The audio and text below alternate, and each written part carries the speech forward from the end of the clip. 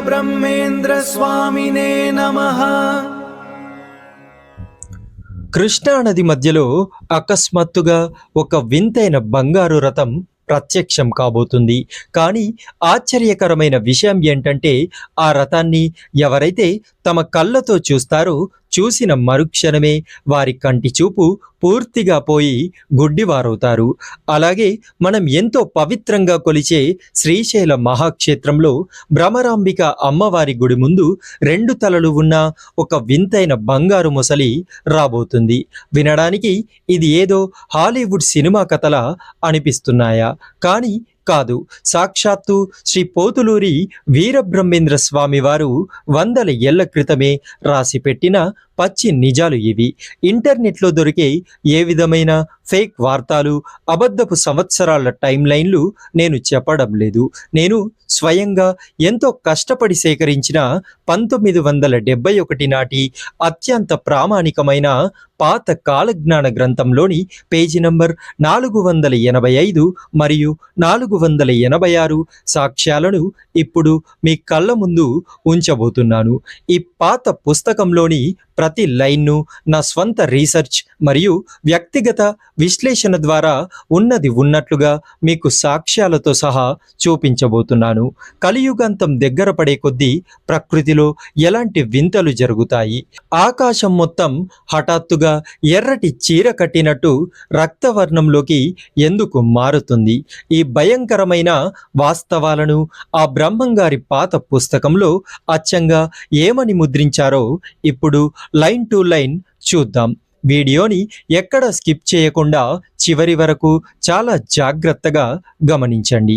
మిత్రులారా, ఇప్పుడు స్క్రీన్ మీద కనిపిస్తున్న ఈ 485వ పేజీలోని పై వాక్యాలను ఒకసారి గమనించండి.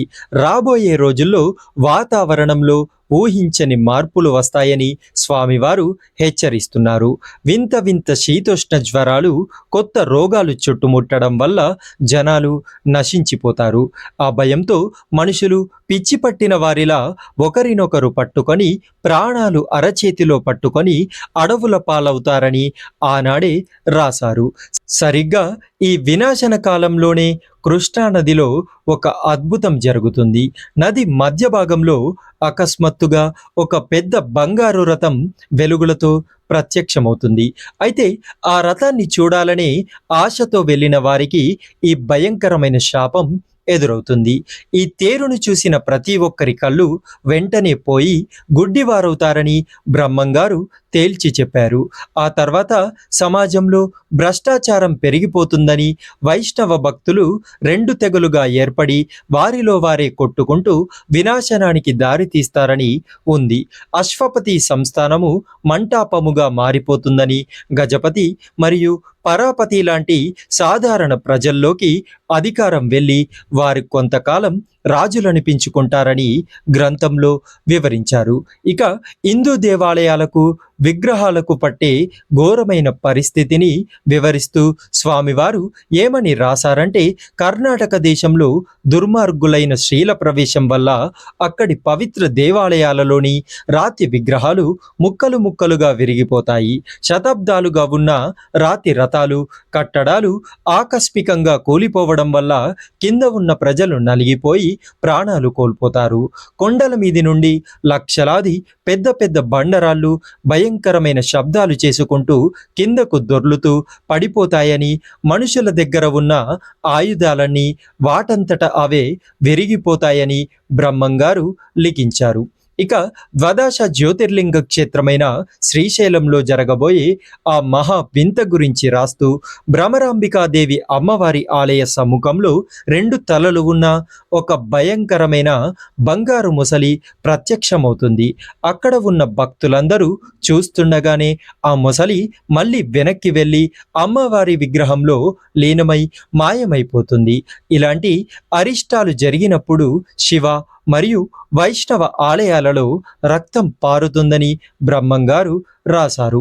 అదేవిధంగా ఆకాశంలో జరిగే మరో వింతను హెచ్చరిస్తూ ఉన్నట్టుండి ఆకాశం నుండి 2 బంగారు హంసలు భూమి మీదకు వస్తాయి.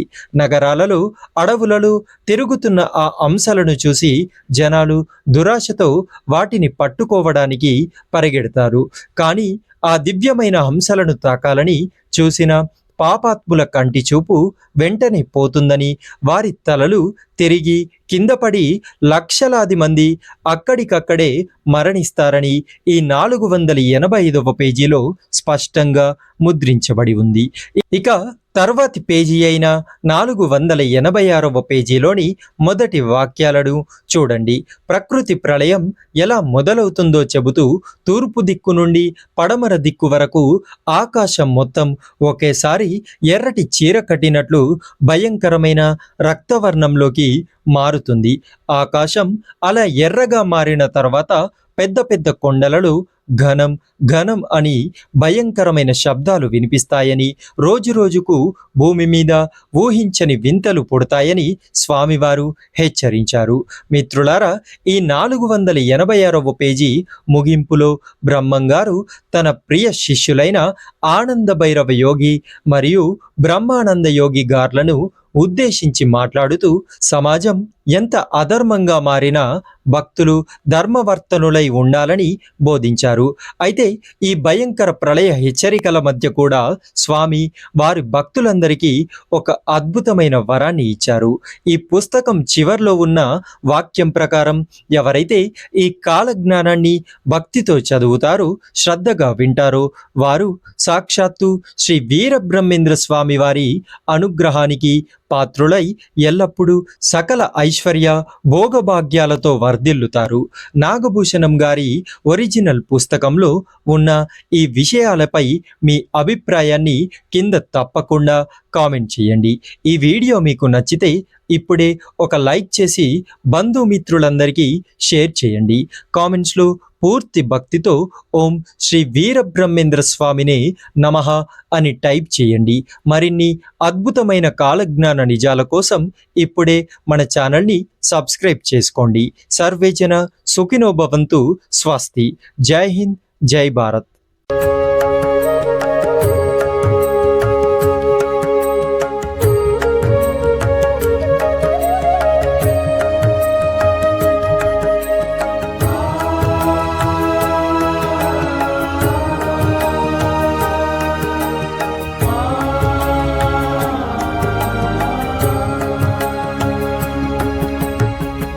श्री वीरब्रह्मेंद्र स्वामिने नमः।